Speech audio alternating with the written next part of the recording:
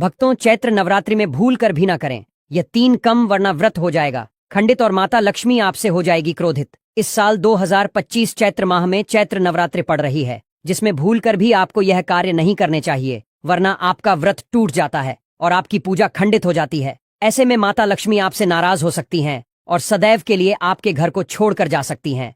भक्तों, आज हम आपको बताएंगे कि चैत्र नवरात्रि का व्रत कौन कौन सी महिलाओं को बिल्कुल भी नहीं रखना चाहिए, अन्यथा लगता है घोर पाप। भक्तों, चैत्र नवरात्रि का व्रत हर किसी के लिए शुभ नहीं होता। कुछ महिलाएं अगर यह व्रत रख लें तो उनका व्रत खंडित हो सकता है और इसका असर उनके पूरे परिवार पर पड़ सकता है। माँ दुर्गा ऐसी महिलाओं से प्रसन्न नहीं होती और इसके कारण उनके घर में दरिद्रता बनी रहती है। इसीलिए यह जरूरी है कि आप जान लें कि कहीं आप भी उन 7 महिलाओं में से तो नहीं हैं जिन्हें यह व्रत नहीं रखना चाहिए। अगर भूलवश भी आपने यह व्रत रख लिया तो आपको घोर पाप लग सकता है। इस बार चैत्र नवरात्रि का महत्व कई गुना बढ़ गया है, क्योंकि हाल ही में 144 वर्षों बाद महाकुंभ का समापन हुआ है और यह नवरात्रि भी महाकुंभ के साथ पूरे 144 वर्षों बाद आई है। इसलिए इसका विशेष महत्व है और जो महिलाएं हम आपको बताने जा रहे हैं वे इस नवरात्रि में व्रत ना रखें तो उनके लिए और उनके परिवार के लिए अच्छा रहेगा। नहीं तो मां दुर्गा क्रोधित हो सकती हैं और उनके श्राप का प्रभाव पूरे परिवार पर पड़ सकता है। भक्तों, आगे बढ़ने से पहले अगर आप भी चाहते हैं कि माता लक्ष्मी का आशीर्वाद आपके ऊपर सदैव बना रहे तो इस वीडियो को एक लाइक करके और कमेंट बॉक्स में जय लक्ष्मी माता लिखकर अपनी हाजिरी अवश्य से लगाए। भक्तों, इस साल 2025 में चैत्र नवरात्रि 30 मार्च से 6 अप्रैल तक मनाई जाएगी। उदय तिथि के अनुसार चैत्र शुक्ल प्रतिपदा 30 मार्च को पड़ेगी, यानी इसी दिन घट स्थापना होगी। कलश स्थापना के लिए शुभ समय सुबह 6:13 से 10:22 तक रहेगा। इसके अलावा दोपहर 12:01 से शाम 7:30 बजे तक रहेगा। 12:50 तक अभिजीत मुहूर्त भी रहेगा, जो बेहद शुभ माना जाता है। इन दोनों मुहूर्तों में कलश स्थापना करने से मनोवांछित फल की प्राप्ति होती है और मां भगवती की कृपा बनी रहती है। इस बार चैत्र नवरात्रि में एक खास संयोग बन रहा है, क्योंकि पंचमी तिथि का क्षय हो रहा है। इस वजह से नवरात्रि के पूरे 8 दिनों तक मां दुर्गा के अलग अलग स्वरूपों की पूजा की जाएगी। 5 अप्रैल को महाअष्टमी का पूजन होगा और इसी दिन कन्या पूजन भी किया जाएगा। अगले दिन 6 अप्रैल को नवमी तिथि का पूजन होगा और इसी के साथ राम नवमी का पर्व भी मनाया जाएगा।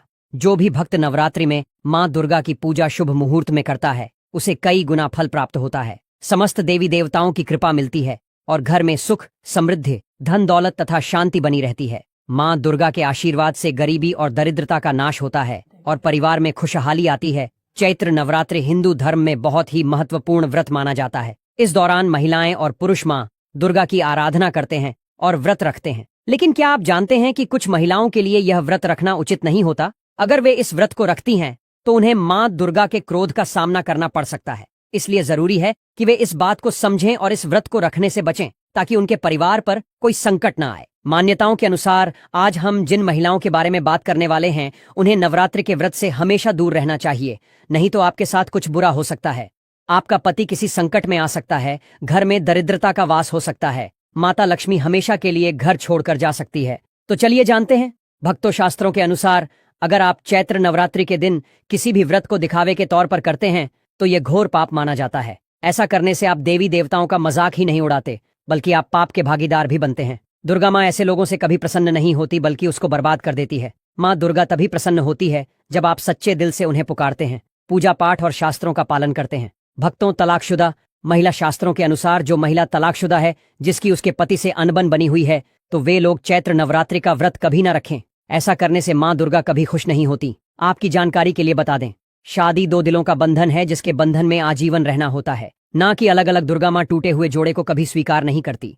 टूटे हुए जोड़े का व्रत रखना, पूजा पाठ करना शुभ नहीं माना जाता है, बल्कि दुर्गा मां तब प्रसन्न होती है जब बंधन में हो। खास तौर से अगर पति पत्नी अगर साथ में व्रत रखें तो दुर्गा मां सबसे अधिक प्रसन्न होती है और बहुत ही शुभ वरदान देती है। ऐसे में दुर्गा मां बहुत प्रसन्न होती है। इसीलिए दोनों को मिलकर पूजा पाठ करना चाहिए, ना कि अलग अलग। भक्तों, चरित्रहीन महिलाओं को चैत्र नवरात्रि का व्रत कभी नहीं रखना चाहिए और यह बात उन चरित्रहीन पुरुषों पर भी लागू होती है जो जगह जगह मुंह मारते रहते हैं। जब शरीर की पवित्रता व्यक्ति की खत्म हो जाती है तब वह पापी भी कहलाता है। इसीलिए आपकी पूजा कभी सफल नहीं हो सकती। यह व्रत आप कभी ना रखें। भक्तों, अगर दुर्गा मां को प्रसन्न करना है तो घर में लड़ाई झगड़ा छोड़ दें, क्योंकि जिस घर में लड़ाई झगड़ा होता है उस घर में दुर्गा मां कभी नहीं आती है। और व्रत में पूजा पाठ करना है तो जुबान से अधिक मीठे बोल ही बोलें। ज्यादा कड़वे बोल दुर्गा मां का अपमान होता है और आप पाप के भागीदार बन जाते हैं। भक्तों, आपकी जानकारी के लिए बता दें कि इन चैत्र नवरात्रि में 9 के 9 दिन माता आपके घर में रहती हैं। इसलिए आपको घर का माहौल हमेशा सकारात्मक बनाना चाहिए, ब्रह्मचर्य का पालन करना चाहिए। तभी माता आपके घर में 9 दिन विश्राम करेंगी। मासिक धर्म में भूलकर भी व्रत नहीं रखें, क्योंकि मासिक धर्म में जो आपके वस्त्र होते हैं वह अपवित्र हो जाते, इसलिए पूजा पाठ नहीं करना चाहिए। जो महिलाएं अपने पति का अपमान करती वे व्रत ना ही रखें तो अच्छा है, क्योंकि ऐसी महिलाओं की पूजा मां दुर्गा कभी स्वीकार नहीं करती, बल्कि घोर पाप लगता है। भक्तों, चैत्र नवरात्रि आने वाली है। बस कुछ ही दिन बाद चैत्र नवरात्र प्रारंभ हो जाएंगे। 30 मार्च से तो हम आपको एक ऐसी चीज बताएंगे जिसको घर में लाने से सकारात्मक ऊर्जा का वास होता है और आप धनवान बन जाते हो। ऐसे में यह छोटी चीज घर में लाने से दुर्गा मां खुशी खुशी अपने घर में चली आती है। इस चीज को घर लाने से दुर्गा मां अवश्य प्रसन्न होती है। यही चीज चैत्र नवरात्रि पर घर में लाना बहुत ही शुभ और मंगलकारी माना जाता है। तो चलिए जानते हैं भक्तों, 16 श्रृंगार का सामान चैत्र नवरात्रि के दौरान घर में लाना बहुत ही शुभ और मंगलकारी माना जाता है। ऐसे में घर के बने मंदिर में इस खास चीज को रखने से जन्मों जन्मांतर की गरीबी मिट जाती है और मां दुर्गा की कृपा सदैव घर पर बनी रहती है। पूरे वर्ष मां रानी की कृपा आप और आपके परिवार के ऊपर बनी रहती है। शास्त्रों में बताया गया है कि चैत्र नवरात्रों के दिनों में 16 श्रृंगार का सामान घर के मंदिर में होना बहुत ही शुभ और मंगलकारी माना जाता है। या आप जिस जगह घर में माता की आसन नवरात्रि व्रत करने के लिए स्थापित कर रहे हैं उस जगह पर 16 श्रृंगार का सामान रख दें। ऐसा करने से मां दुर्गा की कृपा सदैव घर पर बनी होती है। भक्तों, सोना चांदी या तांबे के सिक्के जरूर रखें। शास्त्रों के अनुसार सोने के पात्र या तांबे से बने किसी भी धातु को खास तौर से चैत्र नवरात्रों के 9 दिनों में पूरे 9 दिनों तक घर के मंदिर में रखना बहुत ही शुभ और मंगलकारी माना जाता है। नवरात्रि के दिनों में सोना चांदी तांबे घर में लाने से इसका फल कई गुना बढ़ जाता है। इसीलिए सोना चांदी या तांबे के सिक्के दुर्गा मां के पास अवश्य रखें। इससे दुर्गा मां बहुत प्रसन्न होती है।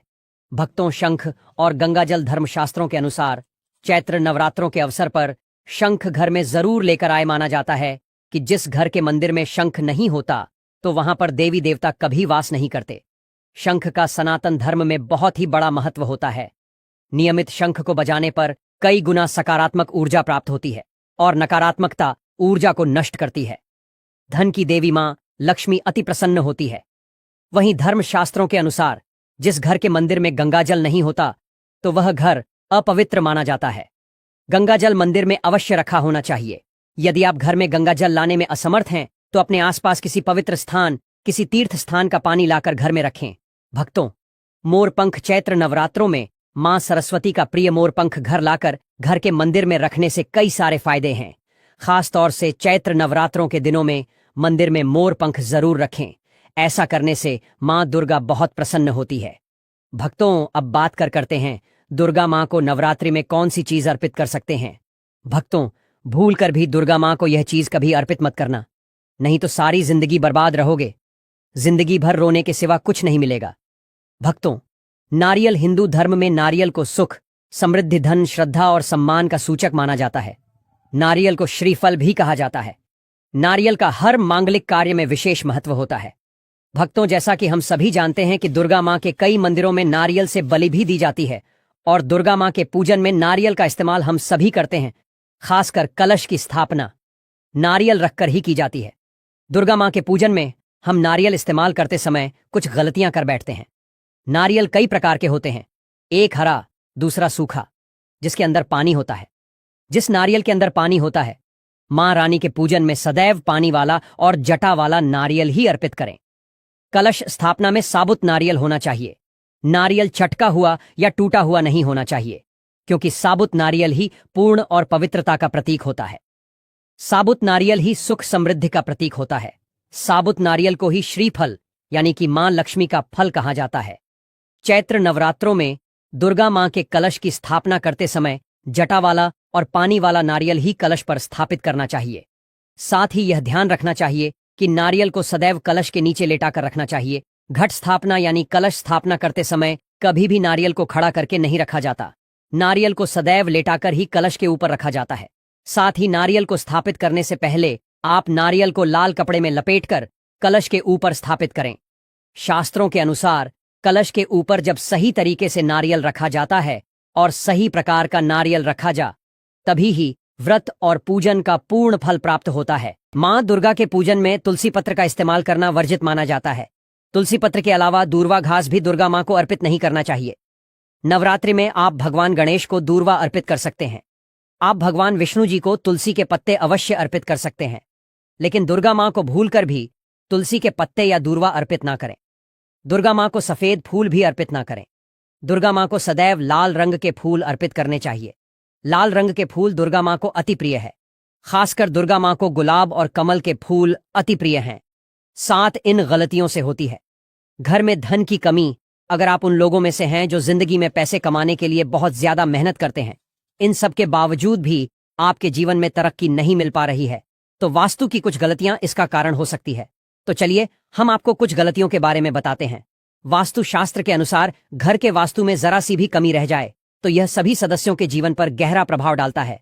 कभी अचानक धन की हानि होती है, तो कभी बने बनाए कार्य बिगड़ने लगते हैं, या फिर कोई बीमार पड़ने लगता है। और कितना भी धन आ जाए इतना ही नहीं है, लगातार मेहनत करने के बाद भी अगर इस तरह की समस्याओं का सामना करना पड़ता है। अगर आप घर में वास्तु से जुड़ी कुछ गलतियां कर रहे हैं तो इससे आपको काफी परेशानी हो सकती है। आप कर्ज में डूब सकते हैं और घर में दरिद्रता आ सकती है। वास्तु शास्त्र के अनुसार चैत्र नवरात्रों के दौरान रात के समय झाड़ू लगाना बेहद अशुभ माना जाता है। ऐसा करने से घर में दरिद्रता आती है और धन की देवी लक्ष्मी नाराज हो जाती है। अगर आपके घर में लगातार आर्थिक परेशानियां बनी रहती हैं तो हो सकता है कि इसकी एक वजह आपकी यह आदत हो। इसलिए आपको तुरंत इस आदत को बदलने की जरूरत है, ताकि आपके घर में लक्ष्मी जी का वास बना रहे और धन संपत्ति में वृद्धि हो। इसके अलावा अगर चैत्र नवरात्रों के दौरान आपके घर के मुख्य द्वार पर अंधेरा रहता है तो यह भी बेहद अशुभ माना जाता है। इससे बनते काम बिगड़ने लगते हैं और कड़ी मेहनत के बावजूद सफलता हाथ नहीं लगती। इसलिए यह जरूरी है कि घर के मुख्य दरवाजे पर हमेशा रोशनी बनी रहे। हिंदू धर्म के अनुसार पूजा करने से नकारात्मक ऊर्जा दूर होती है और घर में सुख शांति बनी रहती है। जिस घर में पूजा नहीं होती वहां धन की कमी बनी रहती है और कई तरह की परेशानियां आती हैं। इसीलिए आपको प्रतिदिन घर में पूजा करनी चाहिए, ताकि देवी देवताओं की कृपा बनी रहे और घर में खुशहाली आए। इसी के साथ बाकी सदस्यों को भी कई परेशानियों का सामना करना पड़ता है। नवरात्रि का त्योहार पूरे 9 दिनों तक मां दुर्गा को समर्पित होता है और इन दिनों में मां दुर्गा आपके घर में विराजमान रहती हैं। ऐसे में हमें उन कार्यों से बचना चाहिए जो उन्हें अप्रसन्न कर सकते हैं। अगर इन गलतियों को बार बार दोहराया जाए तो मां दुर्गा क्रोधित होकर आपके घर से हमेशा के लिए चली जाएंगी, जिससे जीवन में आर्थिक तंगी और परेशानियां आ सकती हैं। इसीलिए नवरात्रि के दौरान विशेष रूप से इन बातों का ध्यान रखना जरूरी है, ताकि मां दुर्गा की कृपा बनी रहे और घर में सुख शांति और समृद्धि बनी रहे। भक्तों, ये तमाम जानकारी जन रुचि को ध्यान में रखकर दी जा रही है। वास्तुशास्त्र के उपाय को अपनी आस्था और विश्वास पर आजमाएं। हमारा चैनल इस वीडियो के द्वारा किसी भी प्रकार का कोई दावा नहीं करता है।